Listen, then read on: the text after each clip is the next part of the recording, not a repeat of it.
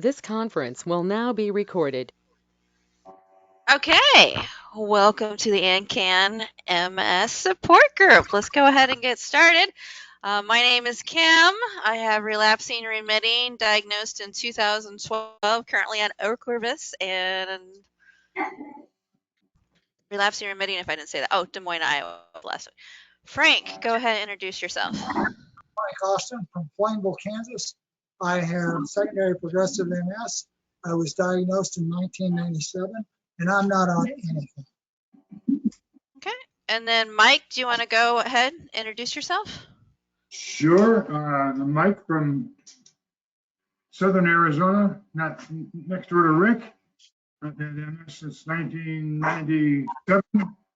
I was Capaxone, and then I spoke with Frank Austin, and he said, you don't need that anymore because you're at that certain age where it doesn't do you any good. So he was right, and I'm doing well without any injection at all. But I do have secondary, so it's always something to watch out. Hi, Rick. And then Frank or Mike, did you need any time tonight? Yeah, just for a few minutes. Okay, Frank is yes. All right. And you and Mike?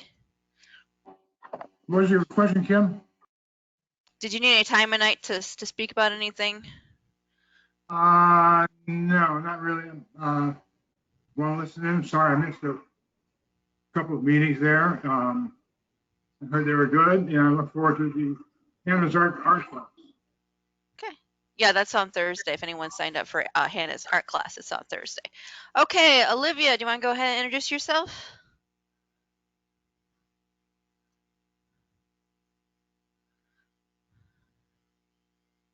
Olivia, you're muted. Hi, my name is Olivia. Recently diagnosed a few months ago, and I'm on Tysabri, and I'm happy to be here tonight. Okay. Did you need any time tonight, Olivia? That would be awesome. Thank you. Okay, will do. All right, Jennifer, go ahead and introduce yourself, please. Hello, I'm Jennifer. Can you guys hear me? Yes. Okay, my internet has been a little wonky wonk. But I'm Jennifer. I'm from Richmond, Indiana. I take Aubagio, and I do want to have some time about talking about EMG. I have one scheduled tomorrow, and I'm a little bit nervous still. Okay, sounds good. All right, thank you. Louie, go ahead and introduce yourself, please. Oh, hi. So I'm Louie. Have relapsing remitting. I'm on Ocrevus. I'm from San Antonio, Texas. Did you need any time tonight?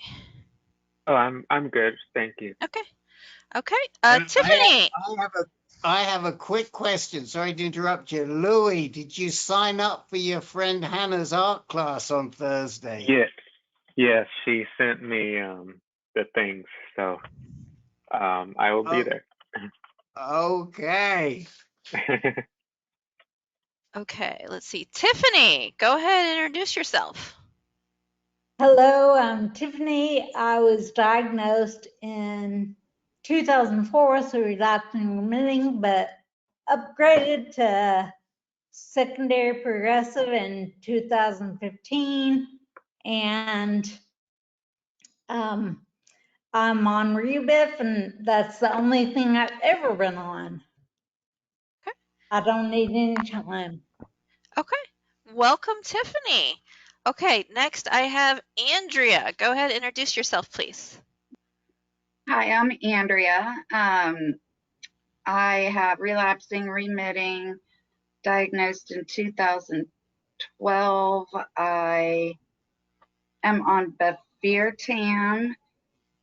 Rick, I wanted to say sorry for busting in early. My only Andrea,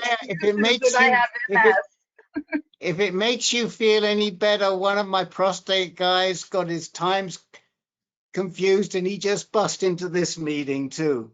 So now It's tomorrow night is a half an hour earlier. And I don't need any time, Kim. Thank you. Okay. Holly, would you like to introduce yourself? Sure. I am Holly. I'm from Massachusetts, and I have relapsing remitting for 22 years. Welcome back, Holly. Did you need I any don't know time why tonight? my camera's not working. I don't know what this thing means. Did you try clicking on the camera icon at all? Did that do anything for Yeah, you? and then it turns it off. It's weird. You could try to log in and log back out again, see if that helps, or reboot your computer or whatever Okay, technology yeah, I'm you're on gonna go tonight. out and come back. Okay. Okay. And then while you're doing that, let's have Michelle. You want to introduce yourself?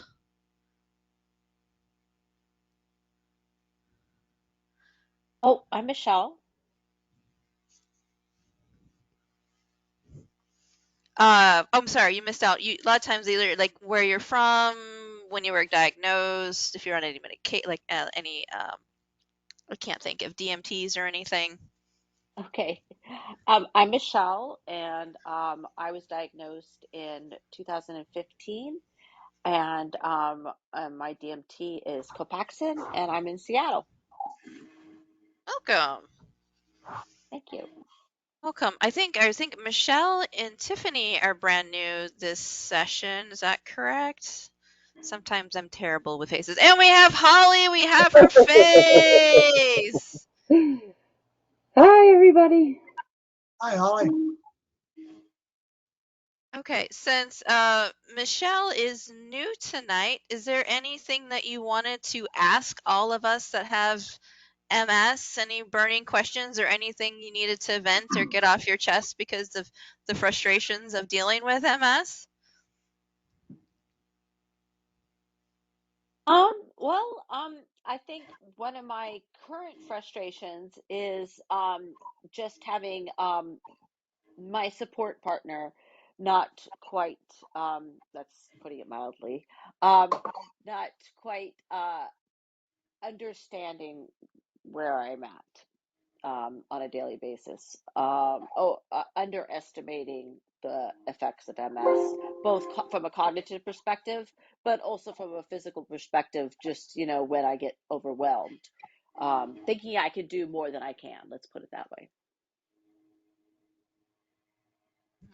I think that's something that all of us have to Not unusual. wrestle with. I have to wrestle with that myself. I'm the one that's dealing with it, and I still have to figure out what I can and can't do and what my limitations are. So, absolutely. Frank, did you want to say what you wanted to talk about? Sure. I was on a conference call last night regarding a study at, I think it was University of Colorado, about when it's time to stop taking DMTs. And I was really surprised. It was a very good presentation.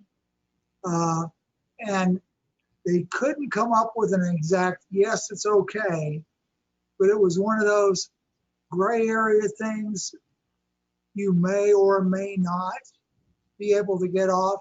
Nobody got worse if they got off, but there were a couple of people that still had a couple of exacerbations after they stopped the DMTs.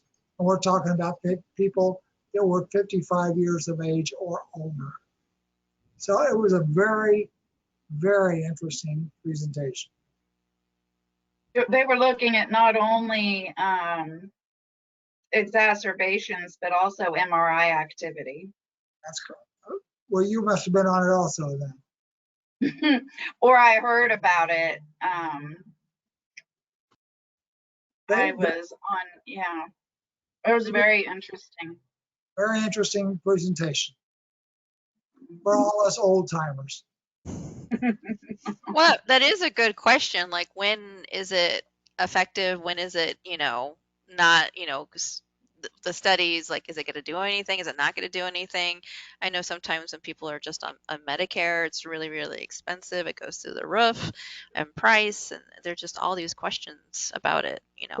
Well, my biggest fear is that the insurance company is going to get a hold of this and they're going to start dictating to doctors to stop prescribing the DMT. That's my biggest fear. But I mean, they did say that as people get older, their immune system becomes less active, and that's part of the reasoning. They did was it called Tandem? They just recently did a study, and little bits of information is starting to come out about it.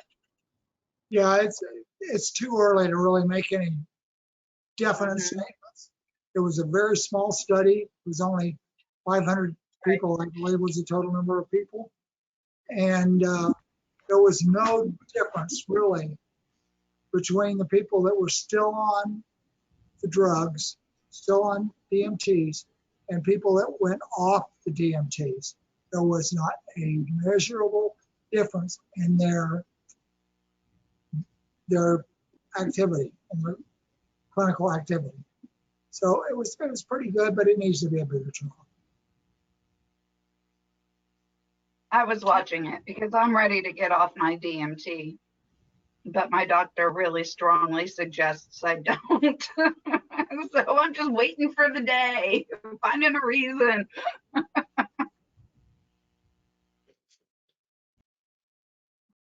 Are you over the 55 age? I have no clue. For No, me? Close.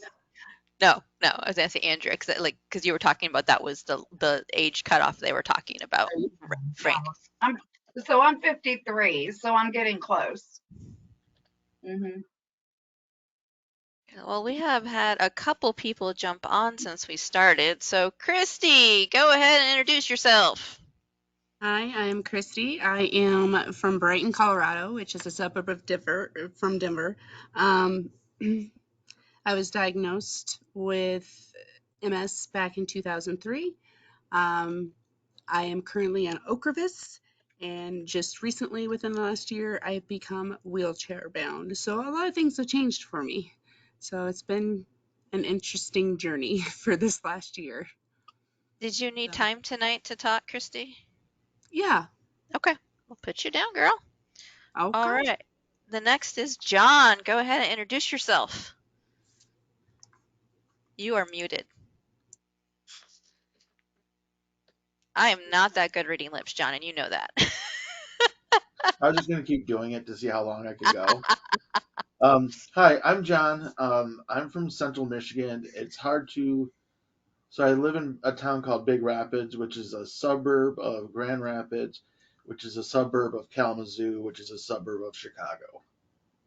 So I live 6 hours away from Chicago, but I'm in the suburb of it. I was like, I had type 2 diabetes, but that's not wrong group. I was diagnosed with relapsing remitting multiple sclerosis in 2016, and I'm currently on Zeposia, and I'm patting myself on the back. I understand that, but I'm also a patient navigator. Ah, look at you. So this weekend, I got a screenshot of that. A friend had seen it on Instagram. So that was kind of fun. So I'm on it, and I say, this is how good it is for me. Did you need time tonight? Yes, please and thank you. Okay. Okay, and Karen, go ahead and introduce yourself. I've been trying to get on for like the last 20 minutes, and I'm on my tablet, so I can't really see everybody and what's going on. I'm still working on getting my computer to be cooperative with ANCAN.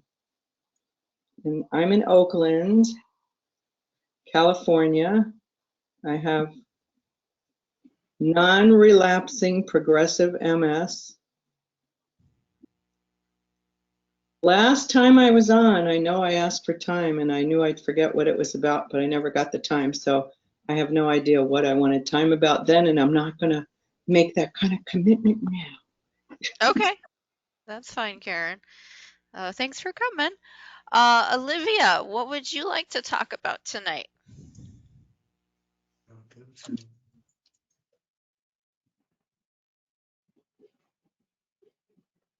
Well, Hi. I think trying to figure out how, since I was just diagnosed, I don't know when too much is going to be too much until the next day I'm like bedbound for hours. And like that's how it was Saturday, Sunday, and Monday, where I think I did too much, even though I didn't do much, but it was too much. And then my body paid for it the last, Saturday, Sunday, Monday. So I guess it's just hard, when I used to do these normal things like walk a few miles and have no problem. And now if I walk one mile, I'm in so much pain the next day. So I think I don't know how to like get with that of knowing that things that I used to do when I knew how to, you know what I mean? Like just like the everyday tasks, like walking to the grocery store, like now it's too much, or standing on my feet, going to an outside concert and dancing a little bit, then the next day being in so much pain.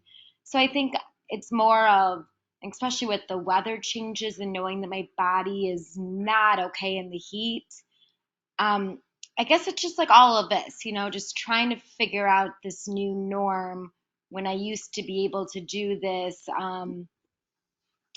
And dance for hours. Now I can't even dance for maybe like 45 minutes without being in pain the next day. So I don't know. I just wonder how you guys have all gotten used to these changes, just being newly, a few months diagnosed, just knowing my body, even though just diagnosed, clearly is progressing fast, it seems like, and I just don't know how it's hard to deal with. It's really hard to deal with these changes that make me feel like shit the next day for things that used to be like nothing. So just wondering about that and how you guys handle that and with like the summer heat and knowing that I can't be outside. I used to be a sun worshiper. I loved laying out at the pool. I could be out there all day long on a raft in my pool, and I loved it. And like 2 weeks ago, I was outside for maybe 2 hours, and the normal would have been 5. So I'm like, oh, 2 hours is great. But then I was in so much pain that night. So I guess just trying to figure out a new normal is just a lot for me. So, hi, Olivia. I know that a lot of people are saying that, the new normal is everything's different every single day, but you're asking more like how to plan for that better or to learn better limits. For me, it was everything was cut in half. For instance, I used to disc golf quite a bit, and instead of 18 holes, I would just play 9 and then go and get an air conditioning and cool off. So I just took it easier on myself.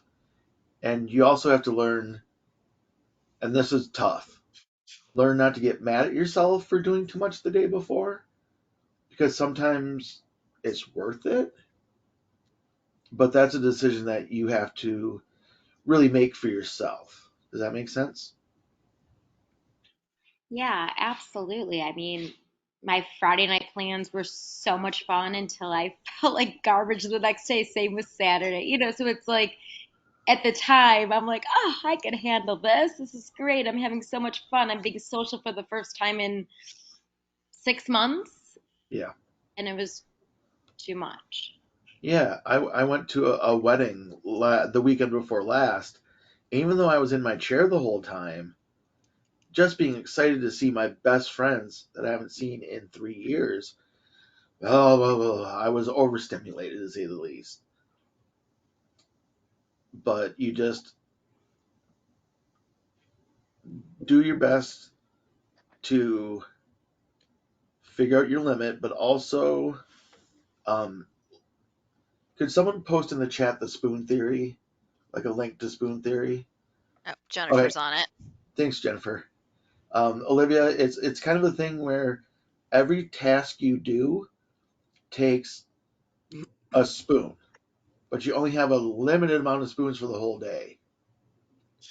So I went from getting out of bed, taking a shower, taking 1 spoon, to getting out of bed, taking a spoon, to walking to the bathroom, taking a spoon, getting in the shower, taking 1, maybe even 2 spoons that day. And then you kind of know, like, well, I might be done with the spoons for the day. I'm going to go just kind of hang out in the cool and just relax. And then try again for a little bit later on, because you can't wash those spoons, but you can bend them sometimes. But that's just the spoon theory it's something that I was introduced to by a friend of mine who wears an ostomy. So she said, dude, you really understand this like quantitative way to figure out what your energy is. I mean, even, yeah, we do call ourselves spoonies. Even a couple of days ago, Melissa said, hey, check your spoons. Just check your spoons. Are we able to do this? I said, yeah. So you got to check your spoons sometime and be merciful and lenient on yourself. But don't let what you love to do get behind you. Like, don't let it go quite yet.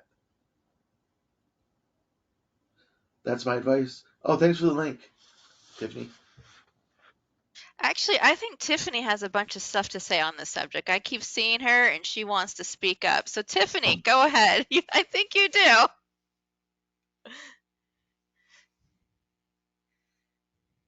Basically, for me, it's always been just a roller coaster. You know, like I've read in the chat that a lot of people say plan rest time after you have an event.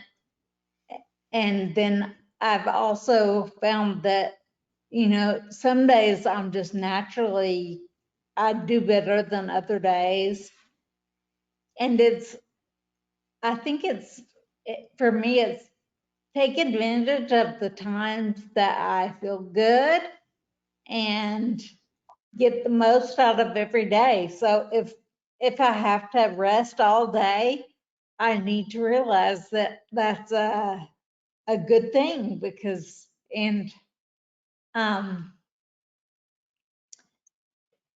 just I realize that I'm helping myself and doing positive things for myself. So if I'm resting all day, there's nothing wrong with it.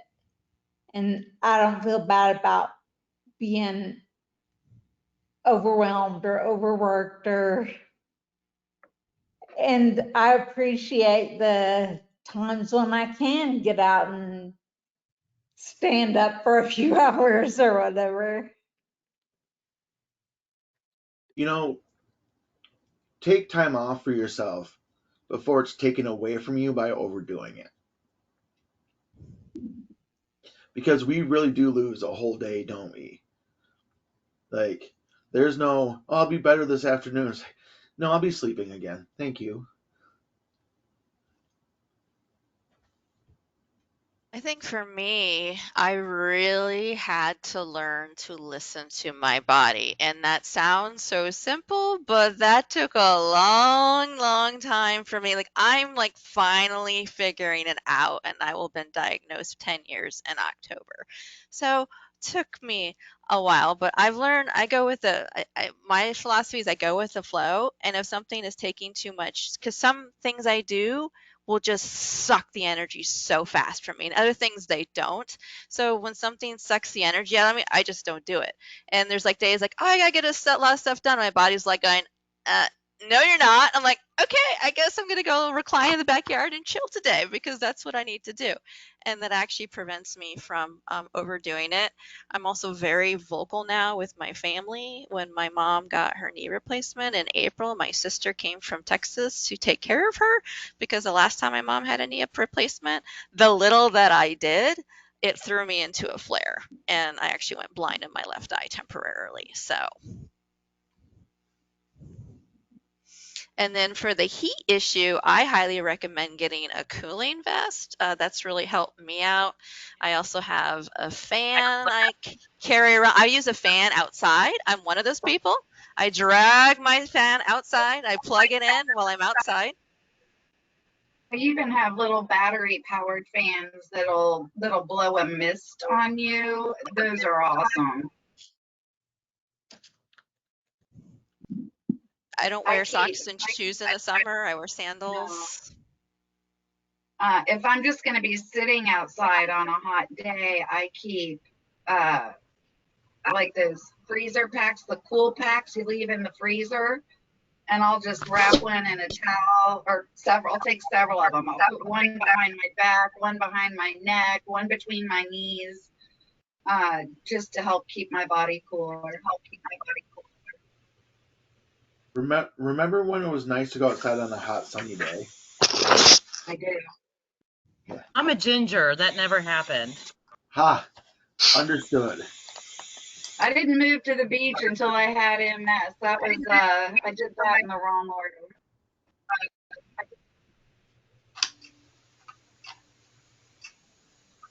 Sorry. A lot of times, like my husband, we have projects that we're doing that I try to help him with. And he always asks me, are you going to be up for coming downstairs today to help me with this? I'm like, I don't know. I was like, I can let you know later in the afternoon. And he finally has accepted the I don't know answer because, you know, it does take a lot of energy. I mean, yeah, I'm in a wheelchair, but it still takes energy. It takes a lot of energy.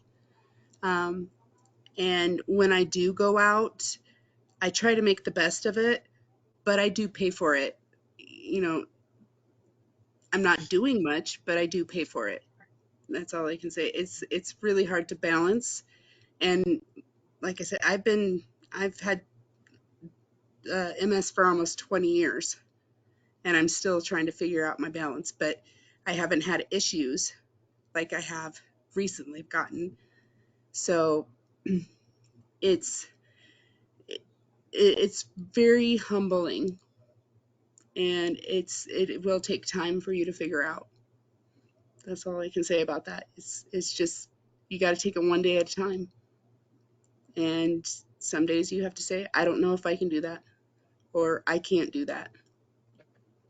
So, like, I agree with Tiffany and everything, you know, if you can do it, take advantage of it. Don't waste when you have good energy. So. And the other thing I'm going to add on to that is don't beat yourself up when you can't do stuff. Seriously, Right. you got to give yourself a complete break. Like, the best way to explain it is like if my husband screws up, I don't like give him flack for it. I just cut him some slack. You got to treat yourself the way you would treat someone else.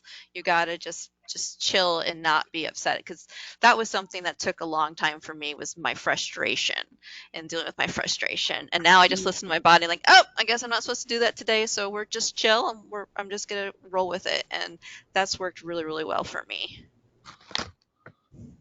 I also feel like it's very important to tell people what you're going through as well. I can give you two stories. One was just I went to get my hair cut, and I go to the inexpensive $12 haircut because they'll cut my hair and not style it, not blow dry it. And it was quiet when I was in there, and she pulls out the hair dryer and starts drying my hair with a very hot hair dryer. And so this is something I'm still struggling with. Did I say anything? No, I didn't. I sat there, I suffered through it. I felt horrible when I left. But that's not her fault, it's mine, because I didn't, she even commented and said, oh, I know you didn't want the styling. I just had some extra time. I wanted to see what your cut looked like. And I was still too embarrassed to say I wish you would not. And I think that's something that I'm trying to learn, but is very, very important when you have MS, is just speak up. I went to my graduation and we were in Williamsburg, Virginia, and it was super hot. And my brother parked in the wrong parking space, and we ended up walking all over campus in that heat. I asked him to go down, but by the time we got to the where commencement was,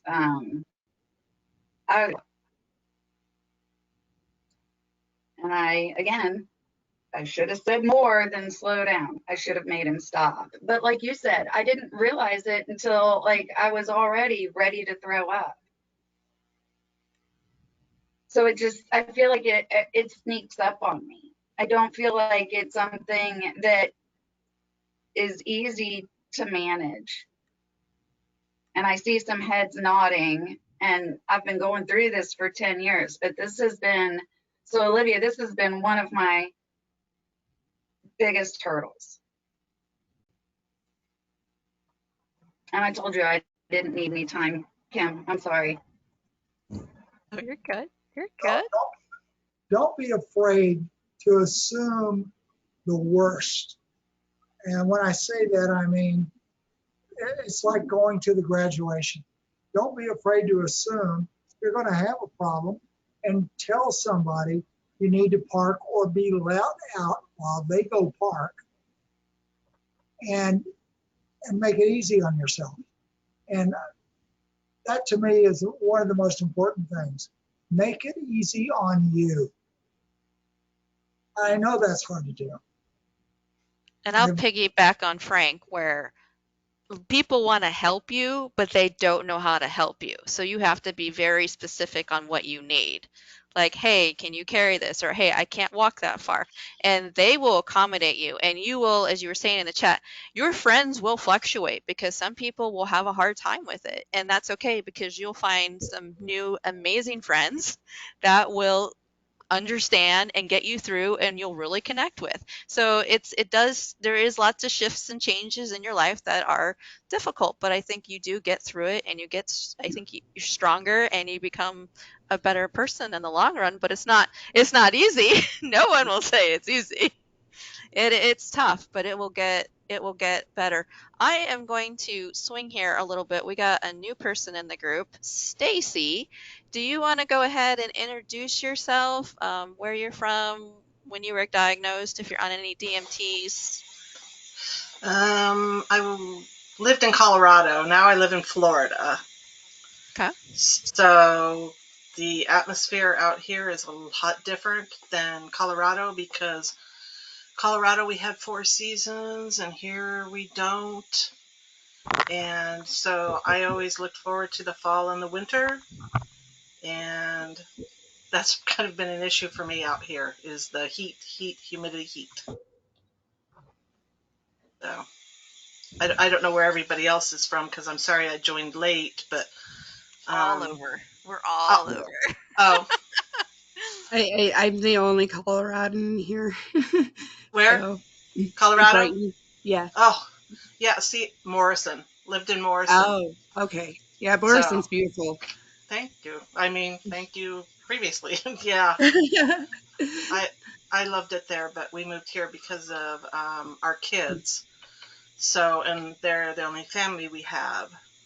And so we wanted to be close to family. Otherwise, I would have stayed. And how long have you been diagnosed with MS? Since 2000. Oh, so, okay. So yeah, over 20 years. Yeah. Yeah. It was really difficult for me when I got diagnosed, because I worked for a police department in Colorado, and they're not really friendly towards anybody that's perceived as weak. You know, I hate to say that, because it was a great bunch of people, but it's just that culture. So that was tough. But now I do not work any longer. So just not able to. How are you doing on your MS journey? I'm hanging in there. I mean, I have no choice but to keep on plugging, and that's what I'm going to do. I mean, this is not going to defeat me, and that's just the way it's going to be. And I mean, I don't know what else to say, but you know, you have to do what you have to do, and find you know, easy outs where there's easy outs, and find people who want to help but not want to help too much. That is a good point. Yes. Yes. It's a great attitude to have. Yeah. Thank you. Yeah. Oh, Is there any that's questions that you had, Stacy, for the group since you're new tonight? No, I mean, I just, it's, you know, since moving here to Florida, I've tried to find a group, and Honest Engine here, I have, their support group was out of the hospital, and I called it, never got a call back, and then never got a call back, and then the pandemic hit, and then it was like, ugh, I give up, because you know, I didn't really want to meet with anybody in person at that point. And I'm taking that Ocrevus also, which, you know, kills everything, and I don't want to invite anything in. So that was another reason I did not want to meet with anybody, and I just thought this would be a great way to start the next leg of my journey. So, well, we're glad you're here. Glad you found us. Thank you. Jennifer, what did you want to talk about this evening? I wrote it down. Hold on. EMG. Is that what it's called? Yes. Okay, yes. I had to have one tomorrow, and I'm a little bit timid.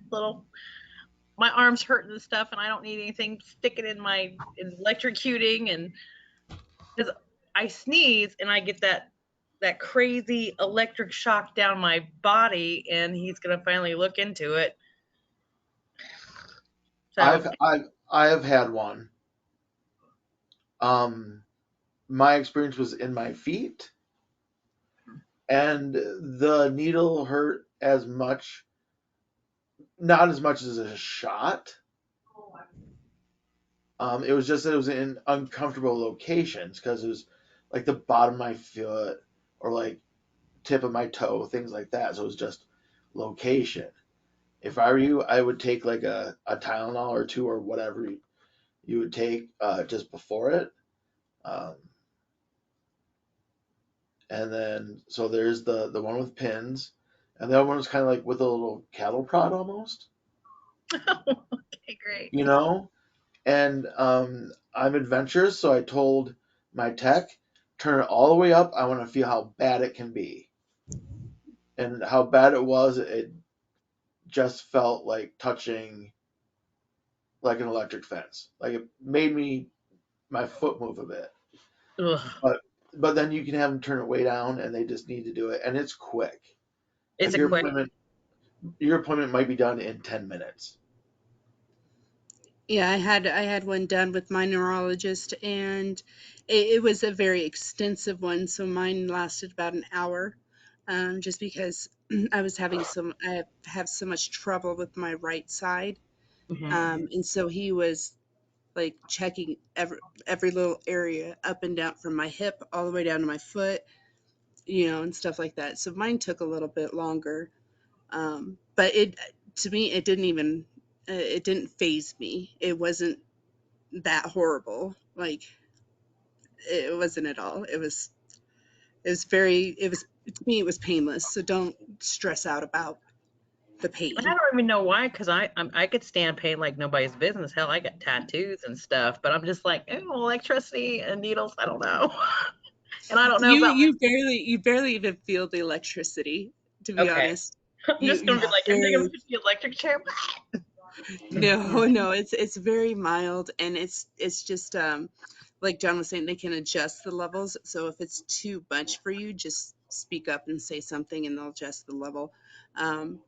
But yeah, it's basically just enough electricity to get a reaction out of your muscles and nerves, to see how they're corresponding with each other. That's what they're really checking. Okay. Then what's the outcome of, what's the hopeful? I just looked it up what it is, but We're what is, hoping that there's no nerve damage in wherever they're testing. So since during my MS journey, we did it once when I was just diagnosed as diabetic, and I did it once again for my neurologist. I of course have forgotten where my point was, so.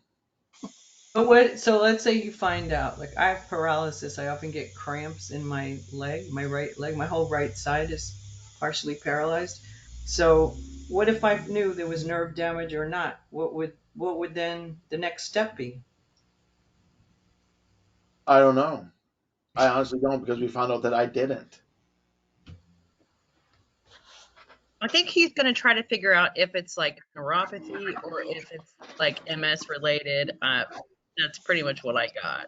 And this is the first, other than an MRI, this is the first other test that I've ever gotten since 2019. Because Kim, I understand about going blind for a month. It sucked. My eye was going this way. It was wonderful. I was wearing a patch. I was awesome. But you just gotta laugh about it, Olivia. Just sometimes, when things hit you, you just gotta laugh. Like, the fair's coming up next week, and they expect me to run a booth, and I'm just laughing. There's no way. Like, I'm not doing it. I had diplopia, so I can't. Same diff. Yeah. Because I get shaky, like the first, like even just a little bit I'm outside. And Olivia, I used to go out, and I work with addiction and mental health. So I used to go out and, teach and educate people at fairs, and I loved it. But I can't do it anymore. Now, like, I totally changed my career into infant or fetal and infant mortality. So I do a lot of investigating and stuff like that. But oh, man, do I miss it. I miss it. And I get pissed off about it, but I allow myself to get pissed off about it. But then I have to let it go. Just whatever. Because I can't control it. So something I can't control, I just let it go. So that's all I got. Thank you for sharing. Don't bend yourself around the world. Bend the world to be around you.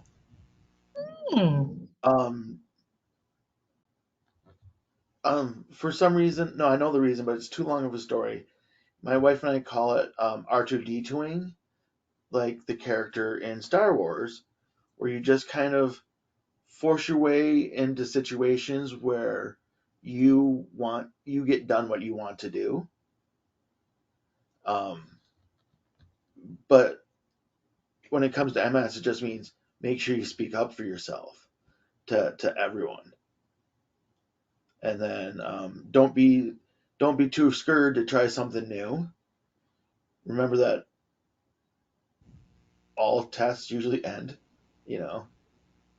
And Jennifer, you're going to be great tomorrow. Yeah, you're going to be like, was that all that you've got? No. You're going to walk out going, I have tattoos. This is nothing. I don't know what I was freaking out about. And 3 kids natural. There you go. There you go. What? I just read about it for like briefly online. They said, oh, no, you should be able to tolerate it. But I had an MRI last week, and I hadn't had one in a while.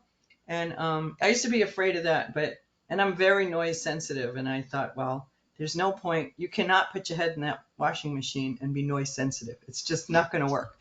I got to just change my attitude. And then at one point, so look for the humor. At one point, the sounds were just like amusing to me. And then at one point I heard, motherfucker, motherfucker, motherfucker, motherfucker. It does make that noise when it goes. Now when I have it, I'll be like, oh, yeah, what was Karen saying? What was it? Because I told him when I left. And then also I think, it's for everyone really. But I went there and I was going to do valet parking, and then I realized, oh, I can't do that because I have a left foot accelerator, so nobody could drive my car. It's so then I had to just figure out, like, let me get there early. Maybe I'll park across the street, not in the lot, so it doesn't drive me crazy. And just like, how can I be calmer? And then, because I hadn't had one in a while, and I've only been diagnosed since 2019, but in 18, I didn't want to sit in that room, that waiting room, because it reminded me of, my life changed after doing that. And I just like sat outside in the hallway with my lovely double gowns and my paper shoes, and I started falling asleep. I just started like resting and falling asleep. And the first guy who helped me was really good. And then some woman comes along and I'm falling asleep. I go, oh, good, maybe I could fall asleep in the machine. And this woman goes, hi, I'm here to, and I was like, shh, keep it down. Like, I'm learning, and I'm from New York. It's not that hard for me to speak up, but I'm insisting now, it's like, keep your voice down. And she goes, okay. And just, so then we finally went to like the tech and another assistant, and she's like, I have to scan you. I said, please make her be quiet. I can't stand this. And the tech understood, it would be better if I was quiet and relaxed than agitated and nervous. So then they just all started whispering. And I said, and don't ask me questions when I'm in there. I'm going to go somewhere. I'm just going to go somewhere. They did it so much so that I was like, am I in the machine yet? But it's good to know what you need to feel good and put it out there. And if they don't do it, like Andrea, maybe she's like, I'm going to do it anyway. You have to just insist. This is what I need. And find someone to help. You don't always get what you want. Kim's always like, you'd be surprised. Just ask people and they'll help. And it's like, sometimes not.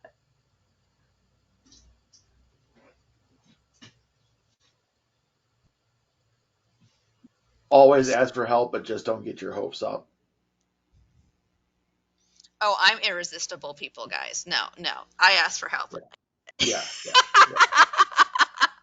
Like, Olivia, since you're new to our discussion, everyone else kind of knows that I'm the guy that goes into a doctor or neurologist and makes demands. Like, this is what's going on, and we need to fix this before I go. And doing that is the most freeing thing ever. So advocate for yourself. Make sure you're getting the best treatment possible. Well, so you got to remember, Olivia hasn't really come out yet to let everybody know that she has MS. So it's going to be quite the little journey for her to get to that point to let everybody know, hey, I have MS and this is affecting me in this way, for her to use her voice. So that's something that, we all need to be sensitive about. We've gotten to the point where we're like, hey, I need this done. I need you to like understand, and like Kim said, you'll have friends that will come and go, and that's just something you'll have to get used to. And you will find those friends that will understand 100% that you cannot do this. I mean, it's taken me like 10 years at least to find my small group of friends, but they all understand. And, if I say I can't do it, they're like, okay, cool, maybe next time. But I also have that whole FOMO issue going on where I'm like, dang it, I'm missing everything. So it's something you have to work through. So just be patient. It will come around, and it may take you a little bit of time, but it once you are very vocal about it, you'll have no problem of being vocal about it. And and if you lose friends over it, then they're not true friends. So that's just my advice. Did you want to go ahead and talk about what you wanted to talk about tonight, Christy? Yeah, I've got a whole laundry list. Go for it, girl. That's what we're here for. I'm about to fire a neurologist. Well, I don't Who know. here has filed a neurologist? Yeah, Well, okay. this is another one. So my neurologist that I had been seeing for the past 18 years, he referred me to a specialty neurology at the University of Colorado Health Center. So I called, you know, in August of last year, set up an appointment, finally got a hold of somebody to set up an appointment. They set me up with this doctor, Dr. Bear, and she's in Boulder. And so I didn't get an appointment until January, if that's any indication of how busy it's been out here. So I finally get in to see her. She's very spastic. She's only in the Boulder office 2 days a week. Otherwise, she's in our Aurora office the other 3 days, 3 or 4 days, whatever. And they're screwing up my short-term disability. She is anyway, because she's not signing paperwork to have it faxed back. I haven't gotten paid through short-term disability since end of April. And it's been like a fight with her, constantly nagging, calling every day. And, I'm calling both my short-term disability people and I'm calling the doctor's office. And it's like, you guys need to get this all figured out because you guys are destroying my income. It's going on short-term disability already cuts your income. You're not getting paid your full amount. And then now what you are getting, you are depending on that. So it's been really fun. And so, yeah, I have another appointment with her on July 8th for another Botox injection because awesome spasticity has come back.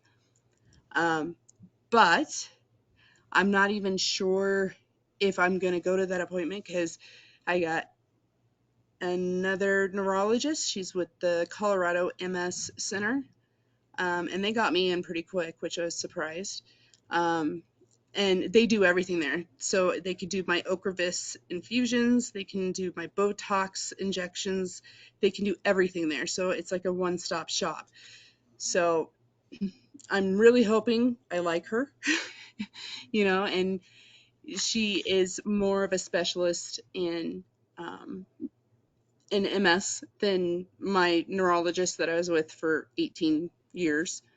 And, the fact that he couldn't even tell me that once he referred me to another person that he was no longer treating me kind of pissed me off because then it was like, oh crap, I haven't had a neurologist since December.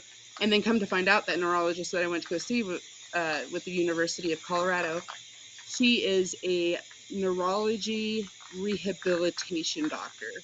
So she doesn't even deal with like diagnosing and medicating people properly. She's more of on the rehab side, a doctor for the rehab side. So she's gonna be gone. I have my appointment on the 28th of this month with the new doctor, and if everything goes well, then I'm just gonna cancel and fire her. And it's just everything's kind of up in the air right now for me to. I can't be so like quick to fire somebody because of everything that's going on, that I do need them for certain reasons. Like, I don't know, to get paid because there's paperwork that needs to be filled out after doctor appointments. So, that's one of my problems. Second problem with this doctor, I am still waiting for my customized wheelchair. So the medical equipment company that I'm going through, they had all this stuff that needs to be filled out because they got to send it. Because it's a specialty type wheelchair. If it wasn't just a normal wheelchair, they wouldn't need approval. But, they sent this doctor everything to be filled out. She sat on it for 2.5 weeks, even after me calling multiple times. They finally got it in, but because it took so long for her to get it back to them, they need a date change. So now they've sent her the signature page with a new date on it to send to insurance for approval. They still haven't gotten that back. So I'm about ready to lose my shit on this doctor. It's like, really? It's do you not know how to delegate? You know, I mean, if you're too busy to fill out the paperwork, have somebody in your office fill it out. You review it, sign it, and then give it back to them and have them send it in. So it's just been such a like disappointment right now. Like I really just want to go and scream. But the problem is I can't drive because everything's affecting me on my right side, and I can't lift this wheelchair that I have right now because I'm too weak. So I'm like, I'm in the you're damned if you do, you're damned if you don't kind of phase. So yeah, that's my rant on that. And then as far as my MS, I am getting spasms that hurt so bad that I can't function. I can't. And I tell my husband daily, I'm like, I can't do this anymore. I can't live with this pain. Something's got to be like figured out. Like what they put me on for the spasms, I think my body has built a tolerance to it, so it's not helping anymore. I'm taking it in hopes that maybe it just needs to be taken longer. And like, how long does it need to take? Because it's been on it for 6 months. So I'm really hoping that with this new doctor we can get something figured out as far as my medication. But yeah, it's been quite the journey, and because of the spasms, and it's making my good leg muscles weak. So I can guarantee you I fall at least a minimum of 3 times a day. And that's just standing up to transfer to go to the restroom, or standing up from my bed to get into my wheelchair. I'm falling. It's pretty fun. It's said no one ever, but I mean, it's getting there. I guess I'm just hoping it'll happen. It'll happen like with this new doctor, because I can't take it anymore. I'm at the point where I'm just like, I can't do this anymore. I just can't. I need something figured out, and figured out like yesterday. So, but yeah, and then my right foot is completely numb. So that's another thing. Like the rehab doctor, she was like, "Well, I need you to stand up and stretch your leg out," and I'm like, I can't even put weight on it because it's numb. Oh, it's numb? It's like, really? Okay. You should know that's a possibility. So, yeah, so that's my talk about. And then also I wanted to talk to you guys about, I saw something pretty interesting. It was an article that they're trying to do chemotherapy to treat MS. And I'm like, that just seems kind of very wrong. I mean, you already have all the issues, and then you want to Yeah. introduce chemo. So what the long and short of it was, because after I was diagnosed, everyone posted on my Facebook wall, like, oh my gosh, have you heard about this? They give you chemo to just kill your immune system, and they use stem cells to reboot it. So you grow a new immune system. Yeah, I don't. They've been doing. I'm sorry, Frank. Go ahead. They've been doing chemotherapy for MS for years. Oh, this is the first I've heard about it. They've done it. I had it done in 2000. Okay. Well, this is the first time hearing about it, and I usually hear about everything. So, um, at least somewhere, because I get the MS Foundation magazine and stuff like that, so I usually can hear about I mean, all of there's a that stuff. lot of risks involved in those procedures. Right. I would assume so. If you're talking about the stem cell, but the Novatron is the chemotherapy drug that I was on, and it was, it was just a treatment every month. And yeah, I agree with you on the stem cell. Personally, I'd stay away from that one, but that's a personal opinion. Yeah, well, the chemo would scare me the most because you're already going through a lot, with the MS, and then you introduce chemo, and there's so many side effects with chemo. Oh, that does not sound enjoyable to me. If a doctor had recommended that to me, I'd be like, no, next. You have to live like in a literal bubble for a year. Like sometimes you have to go and stay in clinic and be bubble boy or bubble girl. So yeah, so you just have to take a year off of life and hope that Wow. My friend does not have MS, but she had lymphoma twice. So the second time they did the stem cell treatment with her, and she did not take her antivirals like she was supposed to, and she ended up with a nasty, painful case of shingles in her Ugh. early 30s. And then the thing that she had that she felt very quite frustrated is she had to do all her childhood vaccinations all over again. So every healthcare provider, they were all like, why are you getting this again? And she has to explain from separate, like, that's cancer, stem cell, reboot. I have to start over, people.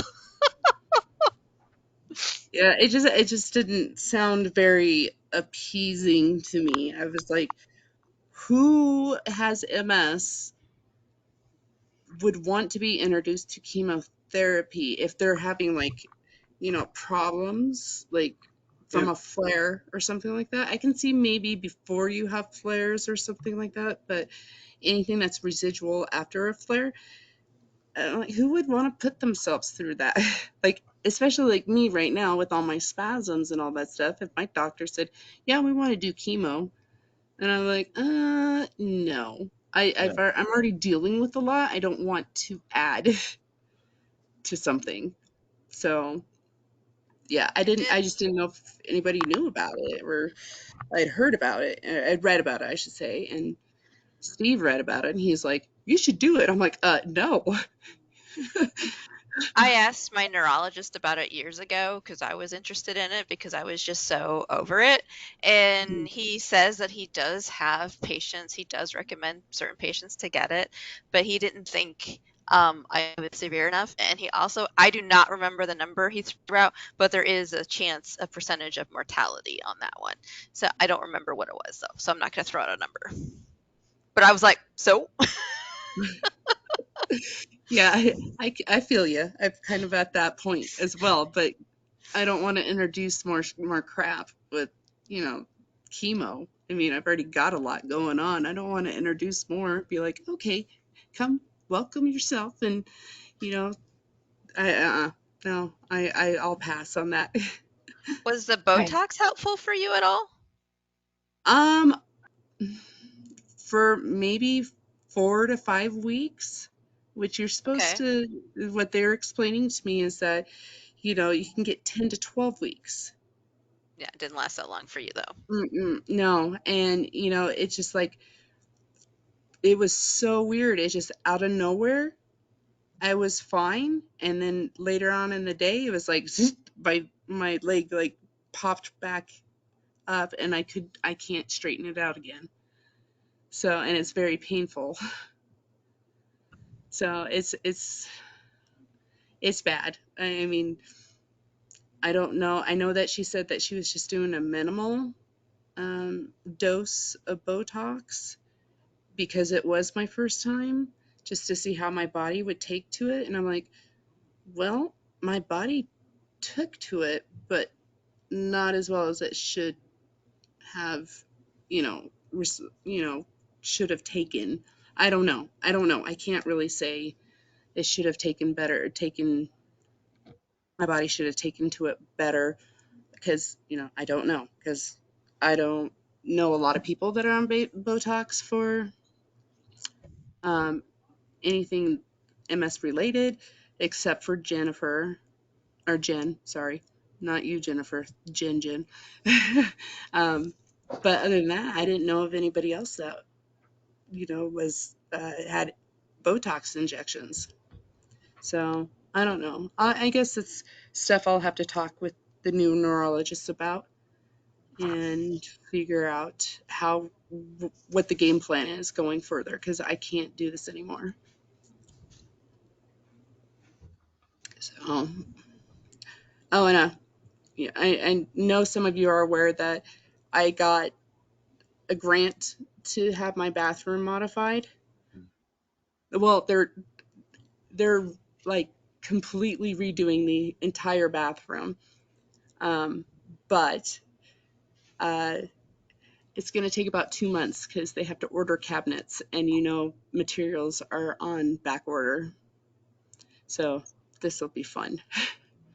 So I was like hoping that I'd get it started maybe July, be done by end of July. No, I'm looking more of maybe end of September now. So yeah, but hey, it's something I don't have to pay for, which I'm extremely grateful for. So, and then also the people that are doing the grant, they're putting a ramp in my backyard. Ooh, So nice.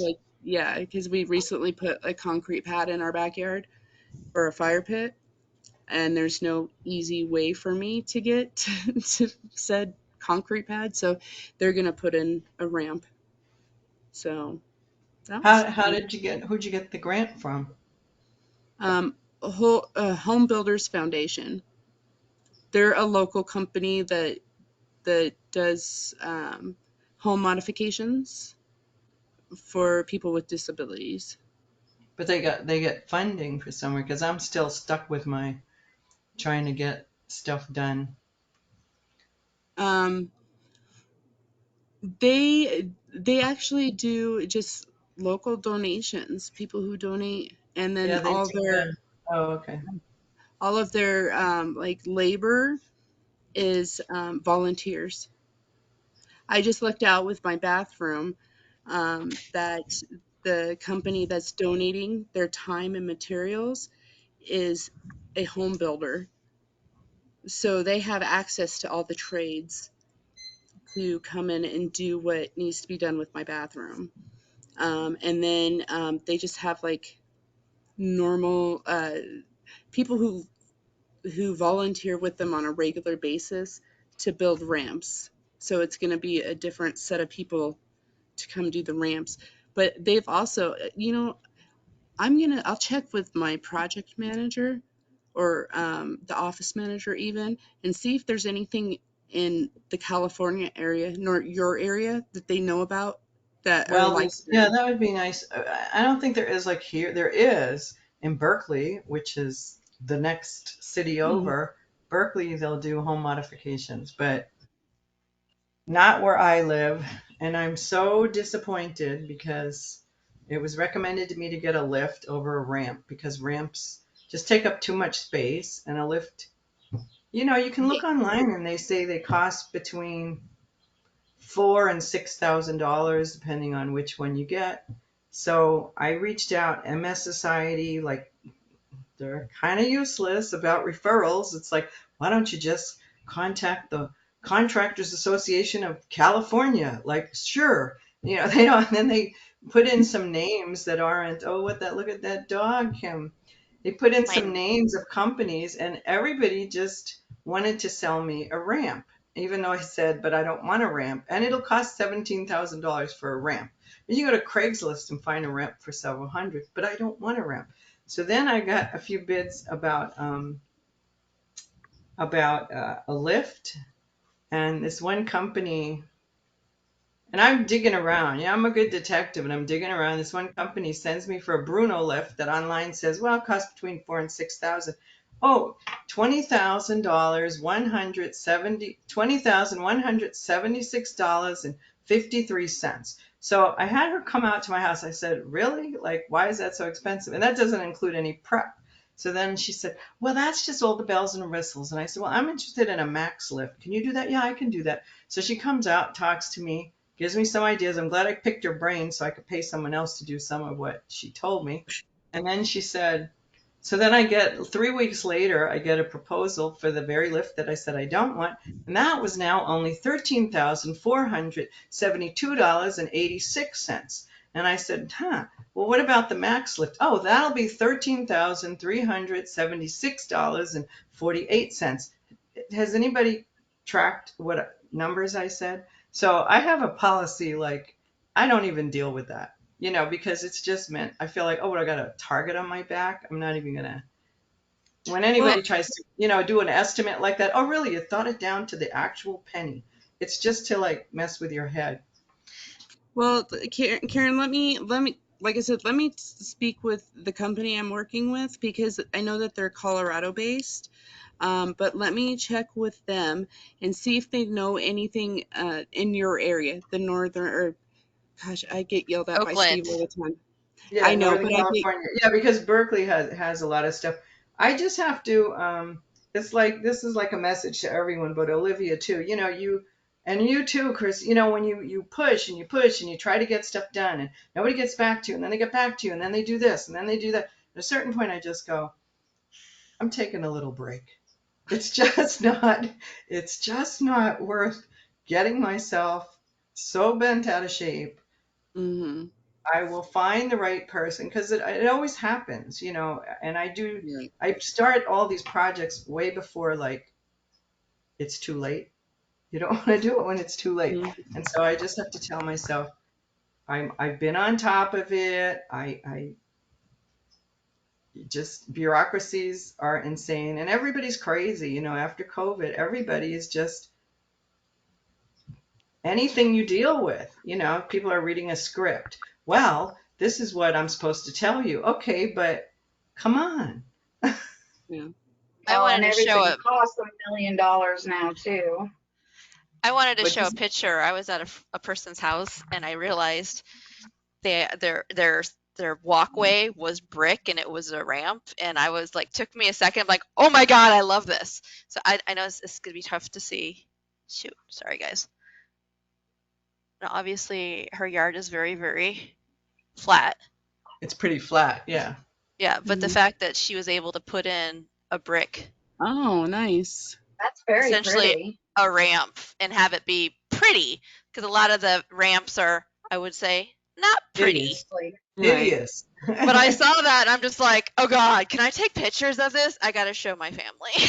And she's like, yeah, she's like, it's warm, the stuff melts off of it, it's lots of friction on there, so it's not slippery. And I'm like, I'm in love with a brick ramp. Anyway, we have a new person to the group. Marv, did you want to introduce yourself? And Marv, you're muted.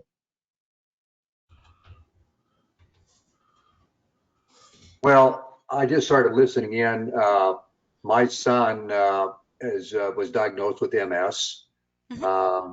Actually, I talked to Frank in Plainville here at our class reunion a couple of weeks ago, and that's how I become interested in the community. So I'm just basically a bystander, I should say. I'm trying to see how the rhetoric goes and the the recommendations and so forth. My son has just went through his first year of medications and that, and so he's doing very well. I think he went on Madclavin. I'm probably saying it wrong. We know what you're saying, Marv. It's okay. But he's doing very well with it. I think he starts his second round here in another month or so. And so I'm just basically just kind of exploring the community that you guys have out here in the forum, and see if I can become a little smarter about MS. And Frank was kind enough to talk to me in Plainville. I think he graduated a couple years after I did. No, actually maybe a couple years earlier than I did, Frank. Yeah, a couple of years before you. Yeah, so I was, we're a little dinky town out in western Kansas. Nobody would know where it's at. It's probably on the forum. So, but it just, our paths crossed. And that's how I came to be on the forum here tonight. I live in Scottsdale, Arizona. It's hot today. So, Do you have Marv, any that's questions beautiful that you're for coming all here of to us? sorry. Sorry about that. You got any questions, Mark? No, again, it's just, you know, a little bit on my part of getting more educated about it. My wife is by far more up to speed on it than I am, but I thought, you know, it was 6:30 our time, so I thought, well, I'll listen in tonight and see how it goes. So that's how I got on here. Well, welcome, Marv. If you have any questions, feel free to say it here or in the chat. We have a chat room here as well. So, Okay. All right. Well, I appreciate it, and I'm enjoy listening in on it. Thank you so and much. anyone who's new, if you wanted to get a reminder, an email reminder, you can either send your email to me privately through the chat, or you can put it where everyone can see it. I don't care. But if you wanted any, we tend to send out a reminder, I think a couple of days before the meetings. We do meet on the 2nd and 4th Tuesday of the month, which would be the 28th will be our next meeting. We're also doing an art thing on Thursday if you signed up for Hannah. And then we're doing a webinar, hopefully the end of August. I think it's the 31st on mental health with MS that I am working on and Carly's working on. So what was I going to say? John, what? You said mental health? I heard you say Mhm. menstrual health, and I was like, that doesn't I sound probably right. did say, you know, I'm tired, guys. No, I I slur don't my know. words. Did I say like sounded like menstrual health to everybody? Is that what you heard, or did you hear mental health? Which one did you guys hear? You heard mental health, Frank? I heard mental. I heard mental. I could be straight either way. I have to enjoy the humor. I know. You know, I all slur my words, you guys. So it's Yeah. I do say some pretty funny things at times. So I go ahead, John. appreciate the laugh, Karen. John, what did you want to talk about tonight? Okay, first I want to ask, did you get your hair cut, Kim? Yes. Did you not see it last time? I did not. Awesome. Awesome. I had a tick situation. I had 15 ticks on me. That's right, but you didn't let us see. Yeah, I showed it earlier in the night. Oh, well, I'll take your word for it. Yeah, my husband, when he cut my hair off, I found 4 ticks on my hair because my hair was down to my elbows. So Okay. Yeah, mine's just some fun news. I mentioned earlier about a wedding that I went to. They had really like a good ramp up to the barn that we were in or whatever it was, but the parking lot was like dirt and gravel, so I was just spinning my tires. Like I couldn't get any grip to move forward, and even with Melissa helping, it was like moving aside and wasn't working well. But I had an amazing time. It was awesome. I saw friends I hadn't seen in so long. And 2 days later is when I get sore after overdoing it. So it's 2 days later. So I'm sore today because Sunday was my birthday. Thank you, everyone. Thank you. Thank you all. And I did something really kind of out of normal, out of the blue. I went to go see a movie. So we drove an hour to the closest movie theater. I was able to get my chair in, and I had the best seat in the house because they had handicapped accessible seats, specifically areas for chairs and stuff. So I was able to go and do something that I wanted to on my birthday, and that's why I'm sore today from just being out of the house for so long. Yes, it does make me a Gemini. If you believe in those things.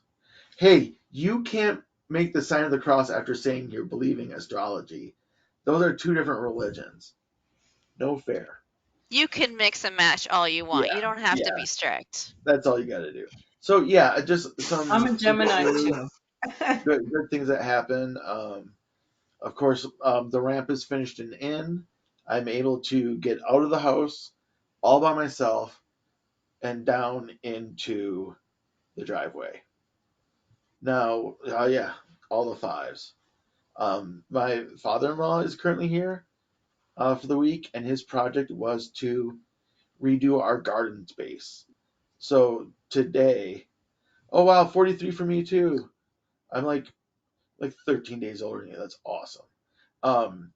But he got like a half ton of gravel delivered today, and I was able to go outside and say, this house is not accessible anymore because they dumped the load right in front of the wheelchair ramp. So in 95-degree heat today, my father-in-law, who's 73, had to shovel enough gravel to give me a wheelchair path out.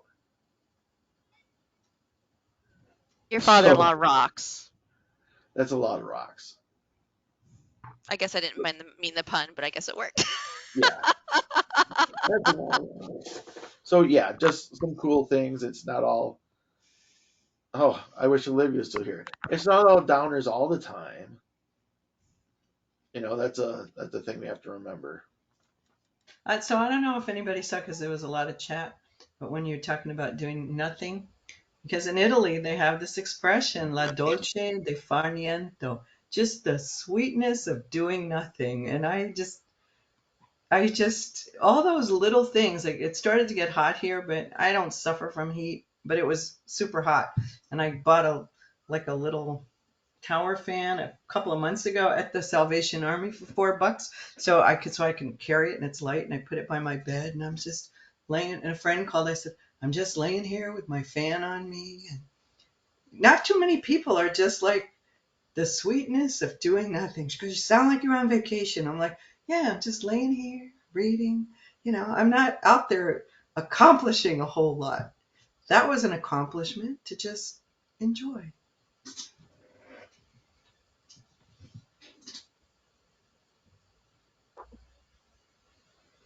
Does anyone else have anything they'd like to talk or discuss or bring up, or should I have Michelle tell us her MS journey since she's new tonight? I'm thinking we're voting on having Michelle tell us her MS journey. That's what I'm getting from everybody.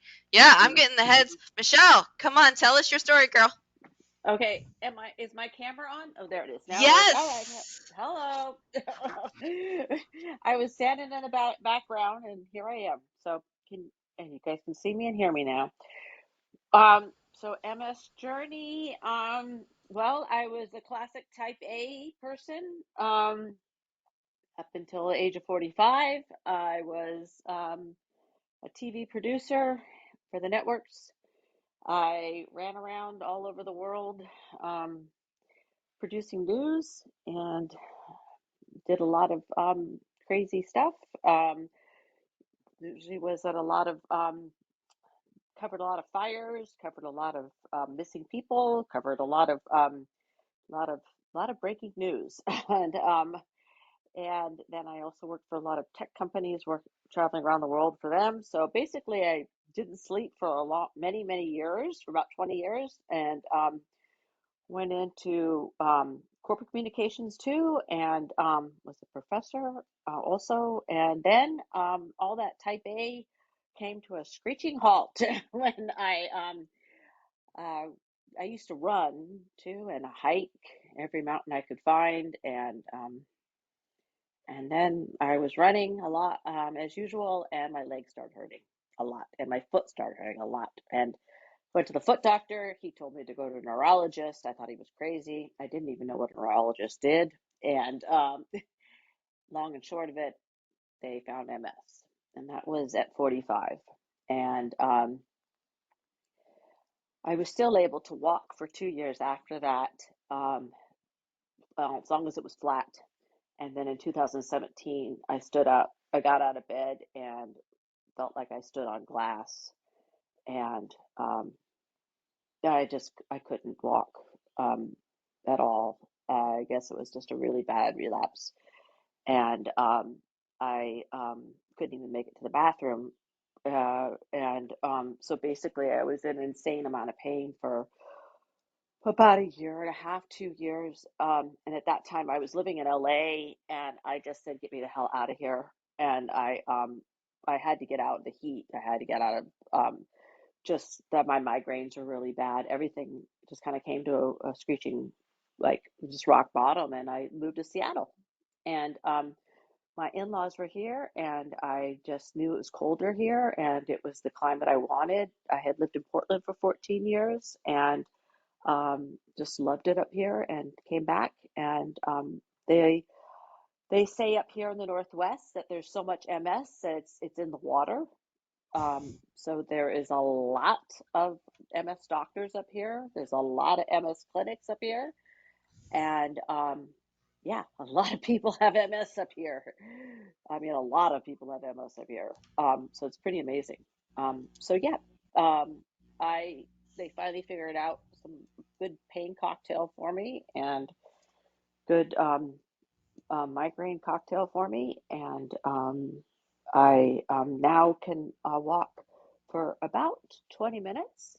I was in a wheelchair for quite a while. I still use a wheelchair when I have to go like around a zoo or art museum or that kind of thing. But I thankfully can walk myself down to the Sound, which is the saltwater, and see some eagles. And it really, I quit working, quit the type A. That was an adjustment, because my work defined me for a long time, and my education defined me for a long time, and I kind of came to terms with it, and I am so happy just staring at the ceiling and doing the Dolce Vita, you know. Yeah, I really just really let go of a lot of stuff, really let go of the look good, and just really, I'm actually quite at peace with a lot of things. And you know, they say that you're grateful for a lot of things, but I actually, it has really humbled me a lot. And I think that in a lot of ways, I've completely changed because of MS, um, and in a lot of ways for the good.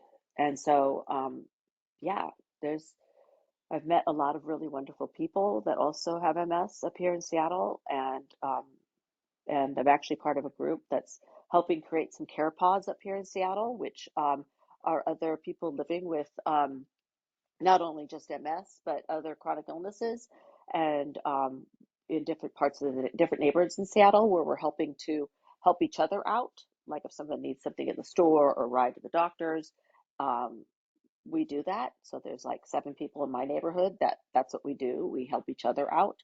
So it's modeled after a certain book.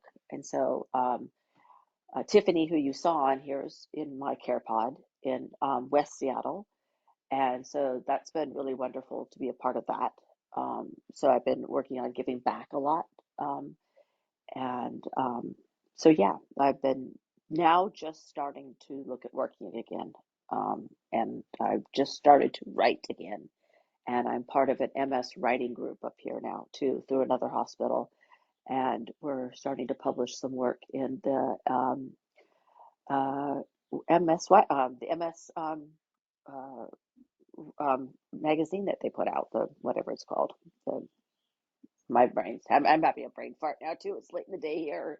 So, but yeah, I'm starting to write again. So that's been actually a real blessing. So I didn't think I could for a long time. It's been 10 years since I've actually worked. And so now I'm starting to write. And so it's been really nice. So yeah, that's my journey. What are you writing about, Michelle? Well, just starting, not so much my MS journey, but more writing about a lot of my other journeys. Right now, I've mainly been focusing on, I grew up as a daughter of an archaeologist. So I spent a lot of my youth living in Central America, in Guatemala and Honduras. My dad was one of the first during that time in the 70s studying Mayan hieroglyphics and Mayan writing. And at that time, they were just realizing that the Mayan were more, a little bit more violent than previously thought. And so we spent a great deal of time down there as a kid, living, and my mom homeschooled me at that time. And so yeah, I'm writing about some of my travels down there and living down there in the early 70s. That's amazing. Yeah, it's been pretty cool. Yeah. Was your dad Indiana Jones? Basically, yeah. Yeah, it was pretty nuts what we did. That's great.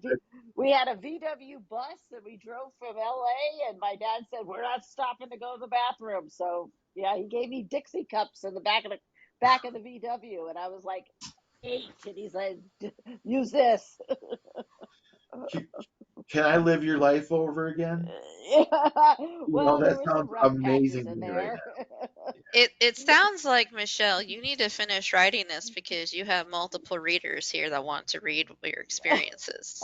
now. Okay, 100%. that would be good. That would be good. Michelle, is that Yes. group? Because I was doing this amazing writing group recently in the last few months, and it was so good that it's like, oh, I don't know if anything could be this good. And but I noticed, I think in the MS Foundation magazine, that there is some Yes. writing group out of Seattle. That's what it is. Yes, that's what it is. That's it. Yeah. This is a great question to ask everybody. Does anyone have, and especially since Hannah is doing her art class on Thursday, does anyone have a creative outlet they use to just deal with all their express emotions and be able to, like, lack of a better term, like vent and express and just, does anyone, what do you guys do? Does anyone do anything? I Go ahead, dance like Carrie. nobody. Go ahead, Andrea. What'd you say? I dance like nobody's watching. Nice. Well, nobody is watching because I'm in my living room. But yeah, I dance. You dance uninhibited. That's what you mean. That's what I Don't mean. hold. You don't hold back. You give it all. Love it.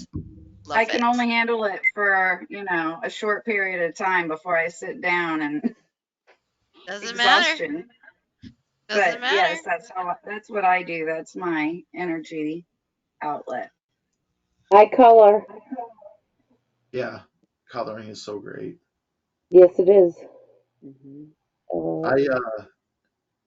I play video games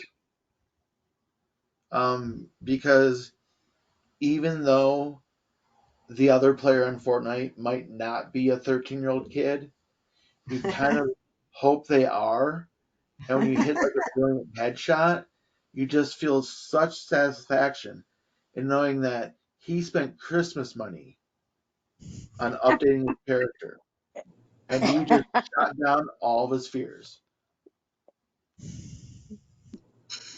You're awful, John. I know, can I really, really am. But I'm also bad enough at the game that I am often that person for everyone else. I do a lot of writing. I mean, I vent by writing, but then sometimes I just go, wow, that's really good. And then I kind of breathe life into it, and I put songs in it, and I perform it, and it's just a way of. I mean, sometimes when you get those.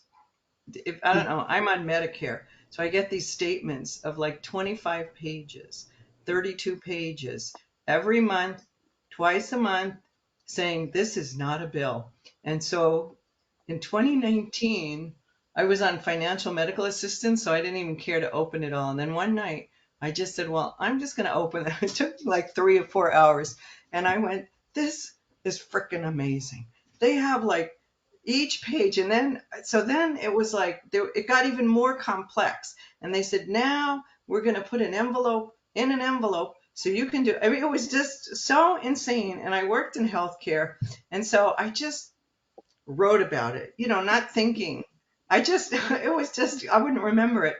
And I had a friend I played music with, he worked for Kaiser, and he goes, can I have a copy of that? You know, what you wrote? Because their thing is to reduce bureaucracy. And then I just performed it at like a online music camp where I used to go in person. And I just called it the ludicrousity of bureaucracy. And people just loved it. And it was just really from that. Sometimes I read it to someone on the phone. I'll go, okay, your call is important to us. It's just not a priority. And, you know, but this insane, and I had to save the stacks of paper. It's like, are you kidding me? So it really helps me. Like,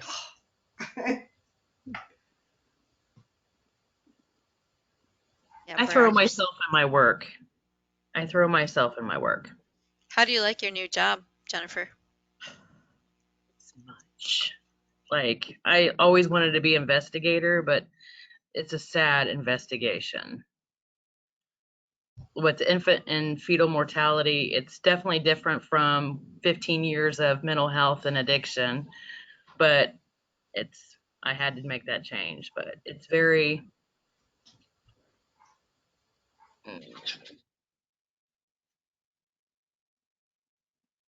it's interesting, and it's also, you know, what the whole purpose is for, like, you know, I manage the FEMA of Wayne County and several counties around Indiana. And I have 6 counties. So not just Wayne County, which I have 21 infant deaths and fetal deaths I'm doing right now. And I haven't even expanded out. But I have to be in a good place in my mind. But I keep that. I got to keep that because it's very, it's really sad. But that's why I come here. And but what we're trying to do is trying to figure the barriers in the medical field and the fairness and the treatment, like just like us with MS, like trying to get the fair treatment. A lot of individuals in poverty and, you know, drug addiction I still do the needle exchange, so that's cool. Really improve or increase pregnancy test, so no late maternal care. That usually happens a lot. I'm a resource guru. There's just nothing for MS. I could find anything else. If anybody has mental health, whatever, I know where to go. I know what groups to go to. I know what meetings to go to. I've gone to all kinds of meetings, but it's limited because I have still quite a bit of people reaching out for care for like addictions, especially old patients. And I can't do it anymore. I can't because I have to set my limits. And it's sad because I'd be rushing over and getting them in rehab, and I just can't do it anymore because I'll be not good for what I'm doing right now. So, but that's why I watch crime videos too. Don't know why. I'm in big crime videos. So that's why, yeah. That's how I keep going. I gotta think positive. Yeah, I was wondering like how you keep positive when what your job is very sad. Really, yeah. And talking to the mothers are probably the hardest thing. But motivational interviewing is what I'm really good at. It's my cup of tea, and I still got it. So I might not be able to do fairs anymore, but gosh forbid I got some motivational interviewing. And I meditate.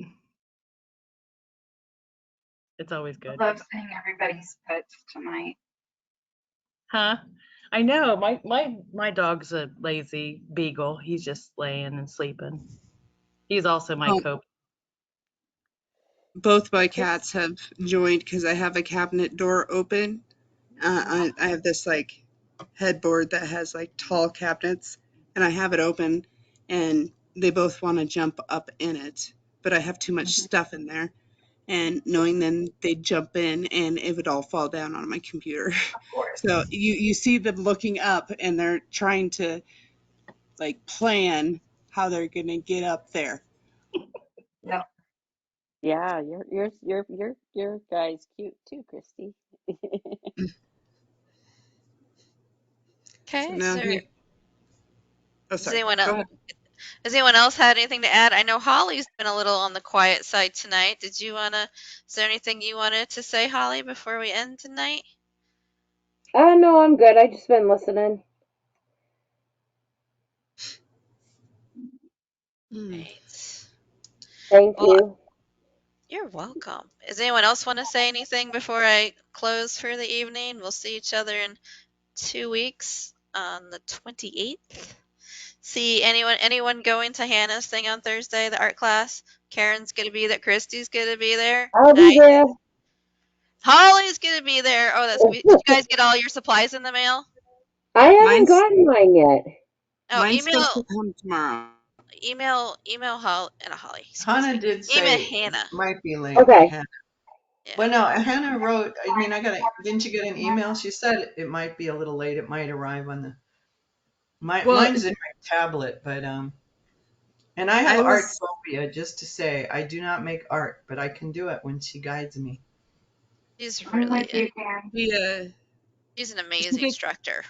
did say in the email that, you know, some of the people are coming from Walmart and Amazon, and if they're coming from somewhere else, she was going to email them separately.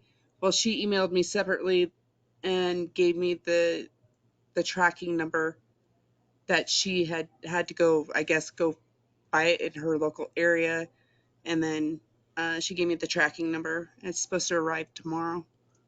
Good. I had a question about that.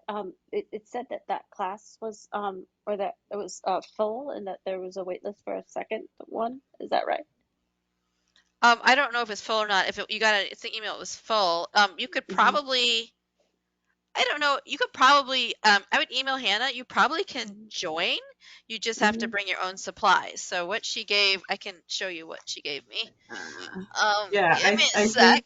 think you can do that because It was markers and I a wrote, sketchbook. because they said it was full for me, and then I wrote to Hannah and Alexa and I said, well, can I come? I just want to, I'll use my tablet. So Yeah. they said, oh yeah, of course you can do that. And Oh, if you okay. have other, it sounds like, right, just markers and a pad. Yeah. Oh, yeah. Okay. Yeah. Can you Okay. can you So, hear me okay? yeah, Yeah. their emails are on your, I guess, I think I have their emails. It's on the original list of everything that, I'll see if I have their emails or not.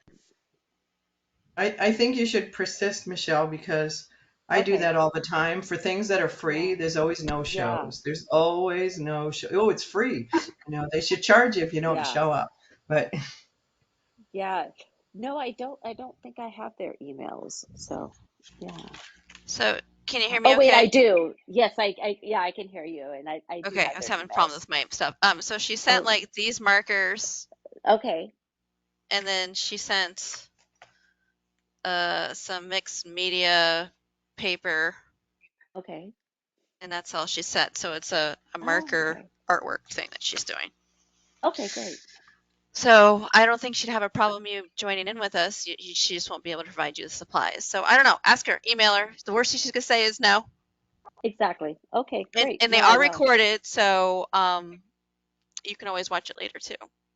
but Okay, it's more great. fun to do it, Way more fun to do it with her in together. It's person. more fun. And I saw that Hannah was offering through the MS Society, not the MS Society, but some other thing. And then I wrote, and it was for fundraisers, and I said, look, I have MS, and I want to come to that workshop, and they let me in, and there was like 50 people, so I don't think it's so much. But there's Rick to tell us if it's so much as how many people are there, as opposed to getting supplies out and.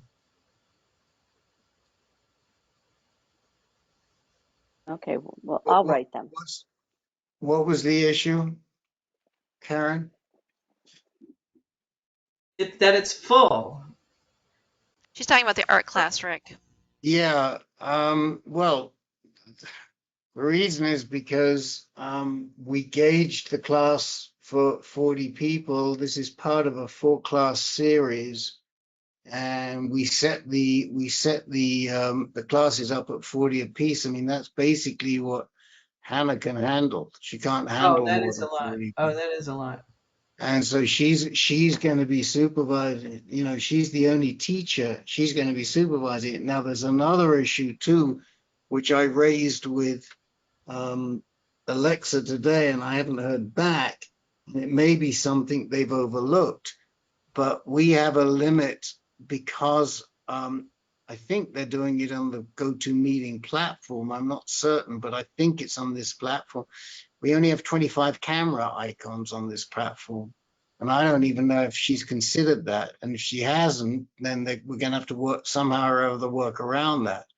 But that's the limitation that's not imposed by us. It's imposed by GoToMeeting. And I don't know that we can use cameras on the webinar platform. But we may be able to. But I don't think so.